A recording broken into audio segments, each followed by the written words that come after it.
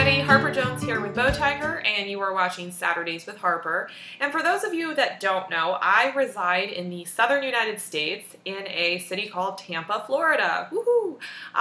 Okay, so it's like 200 degrees here right now. It's not really 200 degrees, it's like 91 is a high today, RealFeel like 108. It is extremely hot down here, and I love, you know, playing outside with my daughter. I love getting outside, getting in the pool, going to the beach. I love outdoor activities, really. I mean, I'm really into hiking, anything I can do outside, kayaking, things like that, I love. But the problem is right now, as is around the United States and other parts of the country, it is so hot. And it's almost too hot unless you do a full pool day or a full beach day to play outside. So I have had to come up with some different things that I can do with my daughter inside. Now I know I've talked about like arts and crafts for rainy days. These work for when it's super hot outside too. And crafts are great, but crafts honestly only last so long as well. And especially over the summertime when the kids are out of school, your toddler maybe doesn't have a preschool that she's going to at the time unless they're in daycare. You have to find things to do with your child to keep them entertained, and also things that will sort of entertain you as well. So what are some things, where are some different outlets to go to for indoor activity fun over the summer?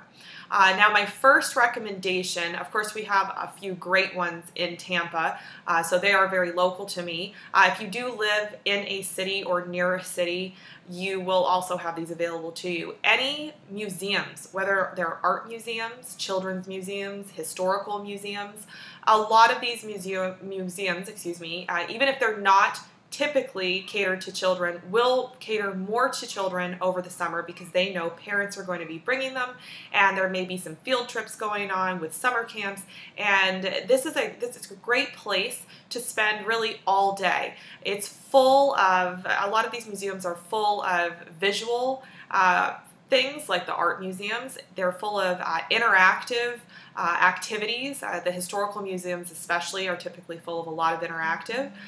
You'll find interactive at art museums too though.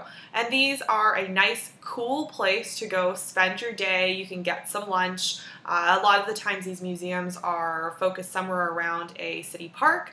So it's great to maybe go for a walk in the shaded trees around the park, go back into the museum, and just really enjoy your day. It's a learning experience for your children and for you. I can guarantee you any museums that your city offers or town offers, it's something that you'll feel that you really left gaining some knowledge about some things, and your children will have been just involved in it all day. They'll be super sleepy by the end, so it's a great thing to think about. Now the other thing, and this is whether you are in a city or maybe you're not necessarily in the city, you're in the outskirts. A lot of these places, a lot of towns still have YMCAs. Your local YMCA is a great place to go to for summer activities, summer fun with your children. One, they normally have a pool. Two, they normally have different activities going on. I know in my city, we actually have a booklet that we can look up online, or you can also have it mailed to you or pick one up at any of the local YMCAs. And this goes over all of the summer activities for all ages, and it goes from birth, from newborns, up to 60, 70, and beyond, really. But there really is something available for everybody. A lot of the time these things are low cost. It's not going to cost you a lot, and you can involve your days with things inside instead of outside when it's just way too hot for you to bear the outdoors. And I don't blame you at all if you do. It's so super hot out there right now that trying to find indoor activities should be something we're all doing. Now, if you guys have any suggestions on other things that you can do indoors, I do encourage you to comment back or email me at Bow Tiger. Do any of those things, and you can kind of let me know some of your ideas so I can share this with the audience as well. I'm happy to name drop if you'd like me to name drop as well, just on any of the activities or ideas you guys have for the summer.